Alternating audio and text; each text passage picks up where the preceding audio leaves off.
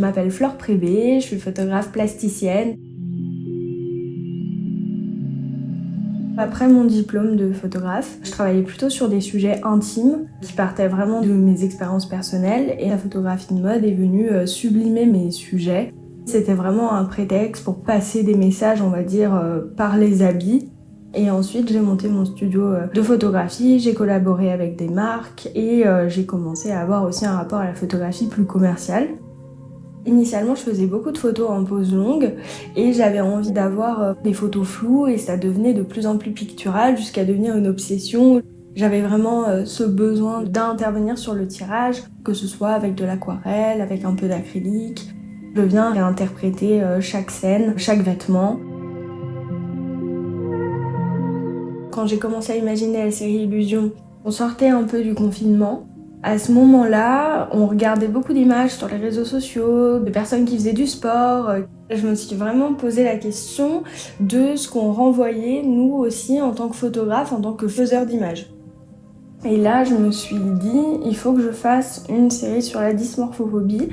C'est un trouble accentué par tout ce monde de l'image, les réseaux sociaux, les filtres, la télé-réalité, les influenceurs, les photographes, la mode. Il y a une dissociation où vraiment on s'imagine autrement que l'on est. Peu importe son poids, peu importe son esthétique, sa couleur de cheveux, ça peut vraiment toucher tout le monde. Et donc je trouvais ça important de montrer tous les physiques.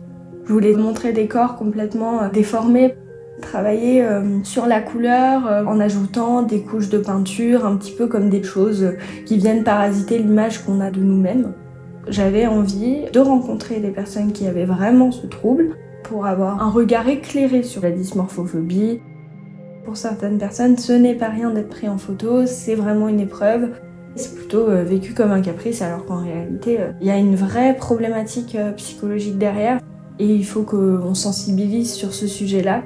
Et j'ai travaillé avec des modèles qui sont pas directement touchés par ce trouble, mais qui sont en lien avec ces thématiques du corps.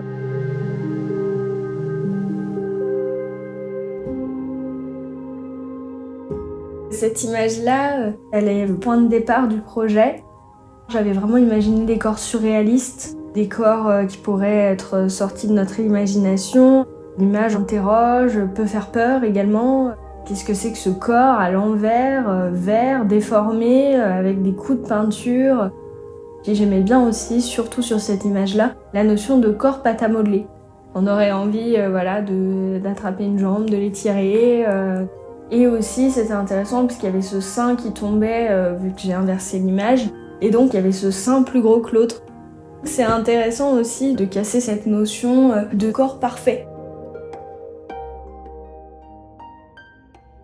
Cette image-là, elle a été créée en collaboration avec la make-up artiste, Marie Maréchal. On a vraiment imaginé un œil complètement recouvert de faux cils et on a travaillé avec cette notion de se camoufler parce qu'avec le maquillage, on a tendance à en mettre des couches et des couches pour finalement éviter d'avoir la tête du matin. Ça m'intéressait en fait de le tourner un peu aussi au ridicule, à se dire bon, à force de se cacher, finalement est-ce que c'est pas pire? Et puis avec autant de fossiles, moi j'imagine aussi un œil malade, un œil avec une conjonctivite à la fin de la journée. J'ai voulu rajouter cette dimension picturale avec ce flou, qu'on ne distingue pas vraiment ce que c'était, parce que finalement cet œil devient une tache. Cette image-là, elle a été prise avec un danseur. On a ce personnage un peu hybride, même non binaire je dirais, qui vient être sublimé par le tissu qui vole dans tous les sens, par ses capacités de danseur qui permettent en fait d'avoir une souplesse et un corps qui communique. Et à côté de ça, j'ai ajouté vraiment beaucoup de couches de peinture pour arriver en fait à une certaine trancheté dans les chromis qui sont quand même un peu criardes. L'idée était d'avoir une image qui dérange, peu importe le sexe qu'on a, que ce soit les hommes, les femmes, les personnes non-binaires, les personnes transgenres. Tout ce rapport au corps est essentiel là dans ces problématiques d'identification du genre.